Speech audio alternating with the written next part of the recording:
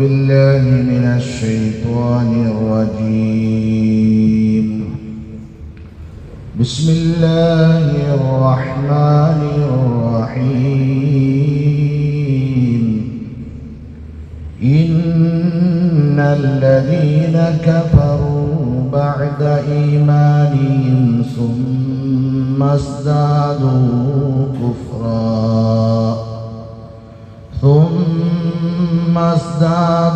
كفرا لن تقبل توبتهم وأولئك هم الضالون.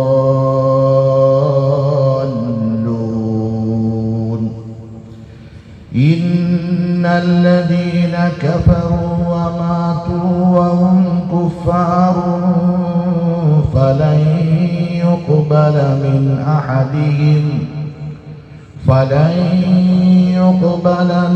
أحدهم ملء الأرض ذهبا ولو افتدى به أولئك لهم عذاب أليم وما لهم من ناصرين.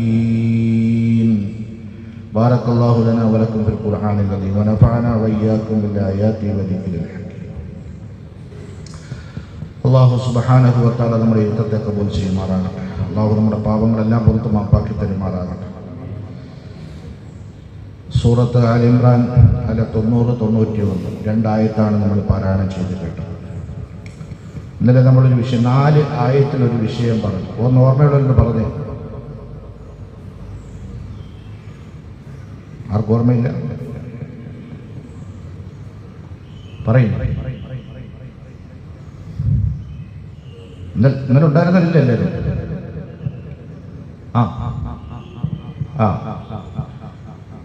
ആദ്യം ഇസ്ലാമിലേക്ക് വന്നു, വിശ്വാസിയാണ്.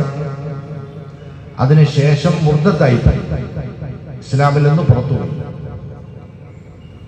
അങ്ങനെയുള്ള ആൾക്ക് കിട്ടുന്ന ശിക്ഷയെ സംബന്ധിച്ചാണ് ആദ്യം പറഞ്ഞു തന്നത്.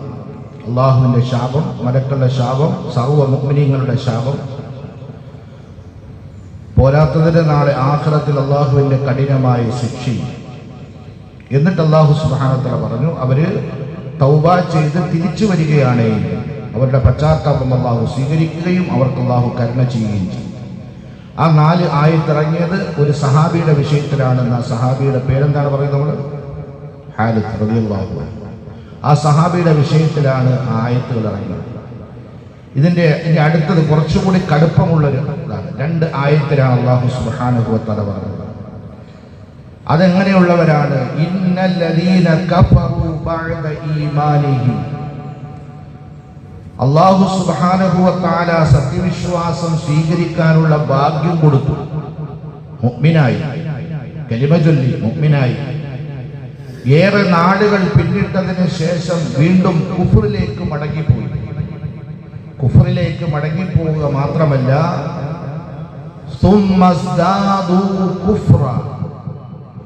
സത്യനിഷേധത്തിനെ വർദ്ധിപ്പിക്കുകയും ചെയ്തു. അതികഠിനമായ നിലയിൽ സത്യനിഷേധത്തിന്റെ കൂടെ ചേർന്നു. മുശ്രിക്കായി, ബഹുദൈവ വിശ്വാസിയായി, അതിന് നേതൃത്വം കൊടുക്കുന്നവരായി, അതിലേക്ക് ആളുകളെ പ്രബോധനം ചെയ്യുന്നവരായി കുഫർ ഹൃദയത്തിന്റെ ഉള്ളിൽ ഉറയ്ക്കുന്ന സാഹചര്യങ്ങളായി. അങ്ങനെ വന്നാൽ ലൻ തുഖ്ബല തൗബത്തുഹും, അല്ലാഹു സുബ്ഹാനഹു വ തആല അവരുടെ തൗബയെ സ്വീകരിക്കുകയില്ല. നഊദുബില്ലാ, അല്ലാഹു കാത്തുരക്ഷിക്കുമാറാകട്ടെ. പിന്നീട് അവരുടെ തൗബയെ അല്ലാഹു സുബ്ഹാനഹു വ തആല സ്വീകരിക്കുകയില്ല. മാത്രമല്ല വഉലൈക ഹുമുല്ലാലൂൻ, അവർ തന്നെയാണ് വഴിപിഴച്ചവർ. അവർ തന്നെയാണ് വഴിപിഴച്ചവർ. സത്യമാർഗത്തിൽ നിന്ന് തെന്നിപ്പോയവർ അവർ തന്നെയാണ്. ഇനി മറ്റൊരു വിഭാഗം ആളുകളുണ്ട്. ഇന്നല്ലദീന കഫറു, സത്യനിഷേധി, അവർ വിശ്വാസത്തിലേക്ക് വന്നൊന്നുമില്ല. അവര് ജനിച്ചത് വളർന്നത് എല്ലാം കുഫ്രിയത്തിൽ തന്നെ, സത്യനിഷേധത്തിൽ തന്നെയാണ് അവർ ജീവിച്ചിരുന്നത്. വമാതു, അവരങ്ങനെ തന്നെ മരിക്കുകയും ചെയ്തു. ഇസ്ലാമിൽ ഇതിന്റെ ഇടയിൽ അവർ ഇസ്ലാമിലേക്ക് വന്നിട്ടില്ല. യഥാർത്ഥ വിശ്വാസം അവരുടെ ഹൃദയത്തിലേക്ക് വന്നിട്ടില്ല. കുഫ്രിയത്തിൽ തന്നെ ജനിച്ചു, കുഫ്രിയത്തിൽ തന്നെ വളർന്നു, കുഫ്രിയത്തിൽ തന്നെ ജീവിച്ചു, കുഫ്രിയത്തിൽ തന്നെ അവർ ഈ ലോകത്തിനോട് വിട പറയുകയും ചെയ്തു. വഹും കുഫാർ, ഏത് സ്ഥിതിയിൽ അവർ കുഫാറുകളായി തന്നെ അവര് മരണപ്പെടുകയും ചെയ്തുവെങ്കിൽ ഫലൻ യുഖ്ബല മിൻ അഹദിഹിം, അവരാരിൽ നിന്നും അല്ലാഹു സുബ്ഹാനഹു വ തആല സ്വീകരിക്കുകയില്ല. മിൽഉൽ അർളി ദഹബൻ വലൗ ഇഫ്തദാ ബിഹി, ഭൂമി മുഴുവനും സ്വർണം നിറയ്ക്കപ്പെട്ട നിലയിൽ, ഭൂമി നിറയെ സ്വർണം നിറയ്ക്കപ്പെട്ട നിലയിൽ അത് പ്രായശ്ചിത്യമായി നൽകിയാലും ശരി, അല്ലാഹു സുബ്ഹാനഹു വ തആല അത് സ്വീകരിക്കുകയില്ല. അവരുടെ തൗബയെ അല്ലാഹു സ്വീകരിക്കുകയില്ല. മാത്രമല്ല അവരുടെ പ്രായശ്ചിത്യവും അവരുടെ സദഖയും അല്ലാഹു സ്വീകരിക്കുകയില്ല. വഉലൈക ലഹും അദാബുൻ അലീം, തീർച്ചയായിട്ടും അവർക്ക് തന്നെയാണ് നോവേറിയ ശിക്ഷയുള്ളത്. വമാ ലഹും മിൻ നാസിരീൻ, അവരെ സഹായിക്കാൻ ആരും തന്നെ ഉണ്ടാവുകയുമില്ല. നാളെ ആഖിറത്തിൽ ആരും തന്നെ അവരെ സഹായിക്കാൻ ഉണ്ടാവുകയുമില്ല. ഇപ്പോൾ നമ്മൾ കുഫ്രിയത്തുമായി ബന്ധപ്പെട്ട് 3 കാര്യങ്ങളാണ് ഇന്നലെയും ഇന്നുമായിട്ട് നമ്മൾ മനസ്സിലാക്കുക. ഒന്നും കൂടെ ആവർത്തിക്കുകയാണ്. ഒന്ന്, വിശ്വാസത്തിലേക്ക് കടന്നു വരികയും എന്നിട്ട് തിരിച്ച് അവിശ്വാസത്തിലേക്ക് പോവുകയും മുർദ്ദത്തായി പോവുകയും ചെയ്തു. ഏറെ നാളുകൾ പിന്നിടുന്നതിന് മുമ്പ് താൻ ചെയ്തു പോയത് തെറ്റാണ്, കുറ്റമാണ് എന്ന കുറ്റബോധമുണ്ടാവുകയും അള്ളാഹുവിനോട് പശ്ചാത്തപിച്ച് മടങ്ങുകയും തിരിച്ചു വരികയും ഈമാനിലേക്ക് തന്നെ തിരിച്ചു വരികയും ചെയ്ത ആളുകൾ, അത്തരത്തിലുള്ള ആളുകൾക്ക് അള്ളാഹു അവർക്ക് പുറത്തു കൊടുക്കും. അവരുടെ തൗബയെ അള്ളാഹു സുബ്ഹാനഹു വ തആല സ്വീകരിക്കും. അവരോട് അള്ളാഹു തആല കരുണ ചെയ്യും. എന്നാൽ മറ്റൊരു വിഭാഗം, രണ്ടാമത്തെ വിഭാഗം എന്ന് പറയുന്നത്, അള്ളാഹു നിഅമത്താകുന്ന ഈമാൻ നൽകി, ഈമാൻ നൽകിയതിനു ശേഷം പിന്നീട് അവർ വീണ്ടും കുഫറിലേക്ക് തിരിച്ചു പോവുക മാത്രമല്ല, ആ കുഫ്രിയത്തിനെ വർദ്ധിപ്പിക്കുകയും ആ കുഫ്രിയത്തിലേക്ക് ആളുകളെ ക്ഷണിക്കുകയും അതിന്റെ പ്രബോധകനും പ്രചാരകനുമായി മാറുകയും കുഫ്രിയത്തിൽ തന്നെ ഉറച്ചു നിൽക്കുകയും ചെയ്ത ആളുകൾ, വർദ്ധിപ്പിച്ച ആളുകൾ, അത്തരത്തിലുള്ള ആളുകളുടെ തൗബയെ അല്ലാഹു സുബ്ഹാനഹു വ തആല സ്വീകരിക്കുകയില്ല.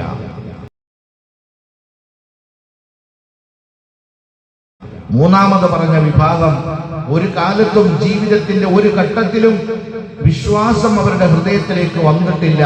അവർ അവിശ്വാസിയായി തന്നെ ജനിച്ചു, അവിശ്വാസിയായി തന്നെ വളർന്നു, അവിശ്വാസിയായി തന്നെ ജീവിച്ചു. അവസാനം അങ്ങനെ തന്നെ കുഫ്രിൽ തന്നെ അവർ ഈ ലോകത്തിനോട് വിട പറയുകയും പോവുകയും ചെയ്തു. നാളെ റബ്ബിന്റെ ശിക്ഷയിൽ നിന്ന് രക്ഷപ്പെടാൻ വേണ്ടി ഭൂമിയോളം സ്വർണം അവർ പ്രായശ്ചിത്യം കൊടുത്താലും ശരി, അവർക്ക് രക്ഷപ്പെടാൻ കഴിയുകയില്ല. അല്ലാഹു തആല അവരിൽ നിന്നും സ്വീകരിക്കുകയില്ല. ഇതാണ് 3 വിഭാഗമാണ്.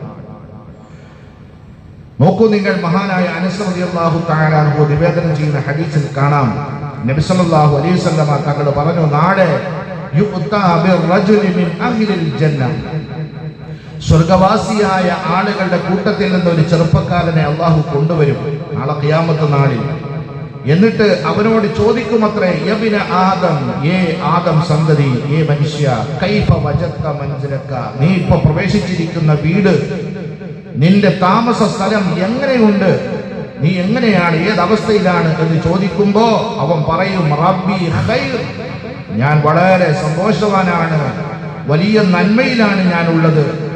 ഉടനെ തന്നെ അല്ലാഹു സുബ്ഹാനഹു വ തആല അവനോട് ചോദിക്കുമത്രേ, സൽ വ തമൻ, നീ എന്നോട് ചോദിക്ക്, നീ ആഗ്രഹിക്ക്. ഉടനെ ആ മനുഷ്യൻ പറയും, ഞാൻ എന്ത് ചോദിക്കാനാണ്, ഞാൻ എന്ത് ആഗ്രഹിക്കാനാണ്, എനിക്കൊന്നും ഇപ്പോൾ ആഗ്രഹിക്കാനില്ല, എനിക്കൊന്നും ഇതിലധികമായി ഒന്നും ചോദിക്കാനില്ല. പക്ഷേ ഞാൻ ഇപ്പോൾ ഒന്ന് ആഗ്രഹിക്കുന്നു, എന്താണ്, എന്നെ ദുനിയാവിലേക്ക് നീ എന്നെ മടക്കുകയും നിന്റെ പരിശുദ്ധമായ ദീനിന്റെ മാർഗത്തിൽ 10 തവണ വധിക്കപ്പെടുകയും ഷഹീദാവുകയും ചെയ്യുകയാണെങ്കിൽ അത് എനിക്ക് വലിയ നന്നായിരുന്നു എന്നെനിക്കിപ്പോൾ തോന്നുന്നു എന്ന് ഈ സന്ദർഭത്തിൽ ആ മനുഷ്യൻ, സ്വർഗവാസിയായ മനുഷ്യൻ അള്ളാഹുവിനോട് പറയുമത്രേ. കാരണം നാളെ ശുഹദാക്കൾക്ക്, ഷഹീദന്മാർക്ക് അള്ളാഹു കൊടുത്തിരിക്കുന്ന പദവിയും സ്ഥാനവും സമ്മാനങ്ങളും അനുഗ്രഹങ്ങളും നിഅമത്തുകളും നേരിട്ട് കണ്ട് ബോധ്യപ്പെട്ടപ്പോ അതിനേക്കാളും മറ്റൊന്ന് എനിക്ക് സ്വർഗത്തിൽ കാണാൻ കഴിഞ്ഞിട്ടില്ല.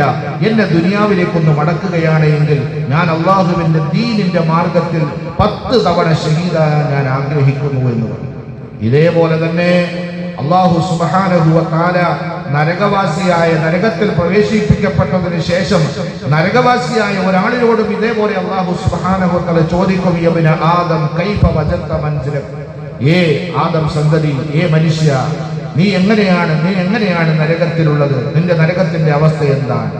ഈ സമയത്ത് അവൻ പറയും, യാ റബ്ബി ശർറു മൻസിൽ, അല്ലാഹ്, എത്ര മോശപ്പെട്ട ഭവനം, എത്ര മോശപ്പെട്ട ഭവനം.